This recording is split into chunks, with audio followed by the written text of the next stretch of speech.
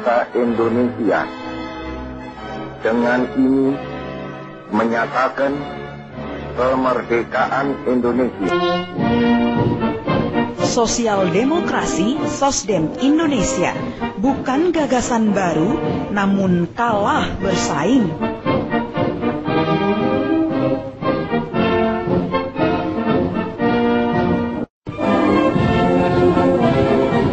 Ideologi sosial demokrasi atau Sosdem sebagai cita-cita politik bukanlah gagasan yang baru di Indonesia. Sosdem telah lahir dan berkembang jauh sebelum Indonesia merdeka. Bahkan, Sosdem menjadi bagian inspirasi politik kaum pergerakan dalam melawan kolonialisme dan ketika pembentukan Republik Indonesia. Hanya saja, sejak Orde Baru yang menjadi era kematian ideologi dan politik aliran di Indonesia, hingga Orde Reformasi sekarang ini, pemikiran Sosdem tidak lagi berkembang dan tetap terkubur. Sejak Orde Lama sampai Orde Baru, Sosdem itu tidak mendapat ruang politik secara terbuka. Di Orde Lama, Partai Sosialis Demokrasi, Partai Sosialis Indonesia (PSI) yang merepresentasikan ideologi Sosdem dilarang oleh Bung Karno dan bahkan ketuanya hampir dia sampai meninggal di dalam pengasingan dengan status sebagai tahanan politik. Ketika Orde Baru berkuasa, PSI juga tidak diperkenankan untuk diresmikan kembali atau hadir kembali karena dianggap sebagai perpanjangan tangan dari partai kiri yang berbasis ideologi Marxisme. Ideologi Sosdem itu dianggap sebagai ideologi revisionis atau sosialis kanan. Hal ini di mata generasi aktivis muda yang berkecenderungan saat ini lebih memilih kiri radikal, dianggap kurang relevan atau kurang diminati oleh kalangan anak-anak muda. Ideologi sosial demokrasi ini juga kurang berkembang, itu dikarenakan selama ini Sosdem banyak mengacu atau referensinya adalah di negara-negara industri maju. Hal ini seperti di negara-negara Eropa. Pengalaman negara-negara maju, negara-negara industri maju itu sangat berbeda dengan negara-negara seperti di Asia, khususnya di Indonesia, di mana karakteristik masyarakatnya sebagian besar masih bersifat agraris dan transformasi industri itu belum selesai sepenuhnya. Kalangan aktivis-aktivis muda ini juga banyak kehilangan referensi yang sangat berharga yang pernah tumbuh dan berkembang di Indonesia pada tahun-tahun 40-an hingga tahun-tahun 60-an, di mana referensi tentang Marxisme, tentang kiri, tentang sosialisme, tentang komunisme itu sangat kecil sekali untuk bisa diakses pemahamannya secara utuh.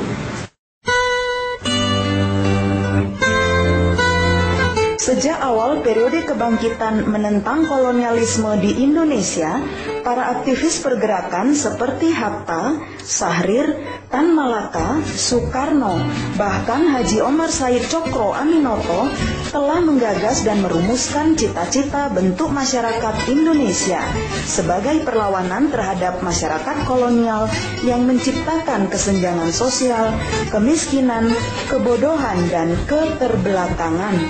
Pemikiran dan cita-cita tersebut adalah sosialisme Indonesia yang menentang penerapan bentuk-bentuk sosialisme secara seragam sebagaimana diserukan komunisme internasional. Karena tidak semua teori dan ramalan Marx dan Engels atau keberhasilan revolusi sosialis di Rusia dan Cina sesuai dengan Indonesia. Cita-cita negara kesejahteraan dan sosialisme Indonesia sejak awal tidak hanya diserukan oleh partai-partai politik berhaluan kiri, namun juga oleh partai-partai politik berbasis ideologi agama seperti Masyumi dan nasionalis seperti PNI. Tugas negara menurut Partai Masyumi itu bahwa negara itu harus bisa membuka kesempatan kerja dan memberikan jaminan pekerjaan kepada semua warganya. Nah, itu tegas dalam program-programnya Partai Masyumi. Nah, secara ekonomi satu, Partai Masyumi berpandangan bahwa ekonomi harus didasarkan kepada kolektivisme, di mana inisiatif perorangan itu tidak boleh bertentangan dengan kepentingan umum dan harus diarahkan untuk kemakmuran bersama. Nah, ini kemudian dirangkaikan juga dengan pandangan mereka tentang hak pemilikan pribadi.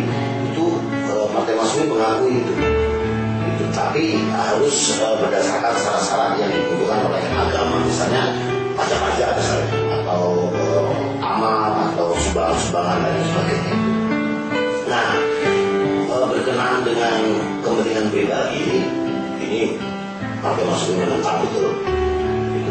Terutama kepentingan pribadi dalam bentuk kapitalisme yang dimungkinkan untuk mengganggu kehidupan sosial masyarakat. PNI itu berpandangan tujuan untuk pembentukan suatu masyarakat sosialistis tidak bakal bisa tercapai selama kemerdekaan nasional dan suatu negara nasional belum tercapai.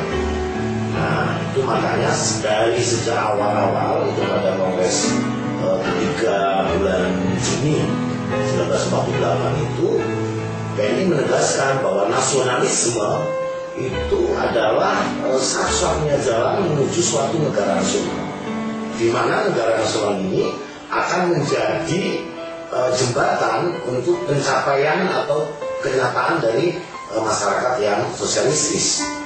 Nah, oleh sebab itu revolusi sosial yang ditujukan untuk membangun masyarakat baru yang dimaksud oleh PNI itu harus ya, atau akan mereka perjuangkan melalui revolusi nasional. Sementara itu, cita-cita membangun sosialisme Indonesia, membangun dunia baru, disampaikan dengan tegas oleh Bung Karno dalam pidatonya tahun 1964. Bukan sekadar mengusir pemerintahan Belanda dari Indonesia, revolusi kita menuju lebih jauh lagi daripada itu. Revolusi Indonesia menuju 3 kerangka yang sudah terkenal. Revolusi Indonesia menuju kepada sosialisme. Revolusi Indonesia menuju kepada dunia baru.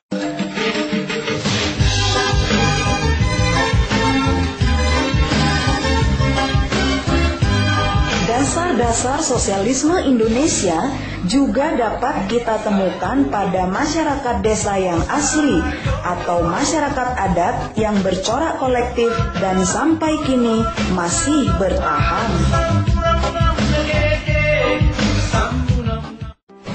Di samping kepemilikan komunal yang masih dipraktekkan oleh masyarakat adat, maka sistem sosial yang mereka juga sampai sekarang laksanakan adalah demokrasi. Jadi pilihan demokrasi telah menjadi pilihan yang mengakar pada kebudayaan masyarakat adat. Memang kebudayaan masyarakat adat itu tidak mengenal demokrasi liberal yang seperti dipraktekkan sekarang, tapi demokrasi deliberatif yang didasarkan pada musyawarah. Kalau kita mengaitkan antara kepemilikan komunal ya, dengan sistem politik demokrasi deliberatif, maka kita akan menemukan akar sistem sosial yang sekarang dikenal dengan sosial demokrasi.